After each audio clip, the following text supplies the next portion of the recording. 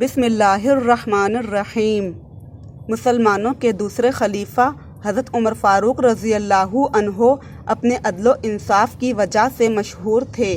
نبی کریم صلی اللہ علیہ وآلہ وسلم نے آپ کو فاروق کا لقب عطا کیا تھا۔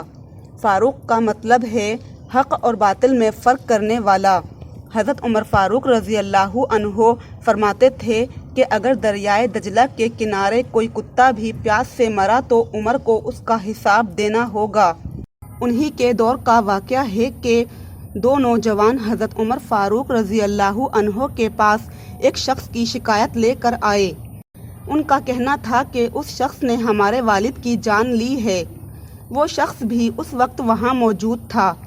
حضرت عمر فاروق رضی اللہ عنہ کے دریافت کرنے پر اس شخص نے جواب دیا، یا امیر المومنین، ان کا باپ میرے کھیت میں اپنے اونٹ سمیت گھس آیا تھا۔ میرے منع کرنے کے باوجود وہ باز نہ آیا تو میں نے ایک پتھر اٹھا کر اسے دے مارا۔ وہ پتھر اس کے سر میں لگا اور وہ وہیں مر گیا۔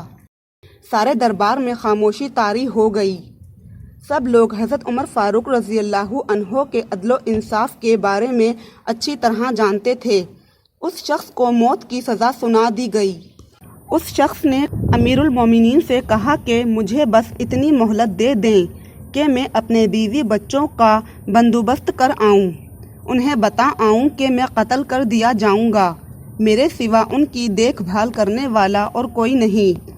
حضرت عمر فاروق رضی اللہ عنہ نے مڑ کر ان دونوں بھائیوں کو دیکھا اور اس شخص کو معاف کرنے کی درخواست کی۔ دونوں بھائیوں نے انکار کر دیا۔ دربار میں موجود لوگوں کو اس شخص کی ضمانت دینے کے لیے کہا گیا، سوائے ایک ضعیف صحابی کے کوئی آگے نہ بڑھا۔ حضرت عمر فاروق رضی اللہ عنہ نے اس صحابی سے کہا، کیا آپ جانتے ہیں کہ اگر یہ شخص واپس نہ آیا تو اس کے بدلے میں آپ کو اپنی جان سے ہاتھ دھونا پڑیں گے؟ صحابی نے جواب دیا، میں نے اس شخص میں مومن کی صفات دیکھی ہیں، یہ ضرور واپس آئے گا۔ یہ سن کر حضرت عمر فاروق رضی اللہ عنہ نے اس شخص کو جانے کی اجازت دے دی اور اسے 3 دن کے اندر واپس آنے کے لیے کہا۔ وہ شخص 3 دن میں واپس آنے کا وعدہ کر کے چلا گیا۔ 3 دن کی مہلت ختم ہونے میں تھوڑا ہی وقت رہ گیا تھا۔ تمام لوگ پریشان تھے کہ وہ شخص ابھی تک واپس نہیں آیا۔ جن ضعیف صحابی نے اس کی ضمانت دی تھی ان کا چہرہ پرسکون تھا۔ اچانک ایک طرف سے گرد اٹھتی نظر آئی۔ سب لوگ ادھر دیکھنے لگے۔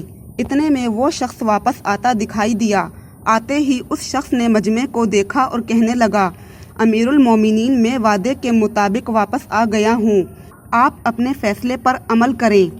اس کی یہ بات سنتے ہی وہ دونوں نوجوان آگے بڑھے اور کہنے لگے، خلیفہ نے اپنے انصاف کا تقاضا پورا کیا اور تو نے اپنا وعدہ، ہم تجھے معاف کرتے ہیں۔ حضرت عمر فاروق رضی اللہ عنہ نے دونوں ان نوجوان اور ضمانت دینے والے صحابی اور اس شخص کے لیے دعا فرمائی۔ حضرت عمر فاروق رضی اللہ عنہ کے انصاف کی بدولت کئی لوگ راضی ہو گئے۔ حضرت عمر فاروق رضی اللہ عنہ اور حضرت ابو ذر غفاری رضی اللہ عنہ سے اللہ راضی ہو، آمین۔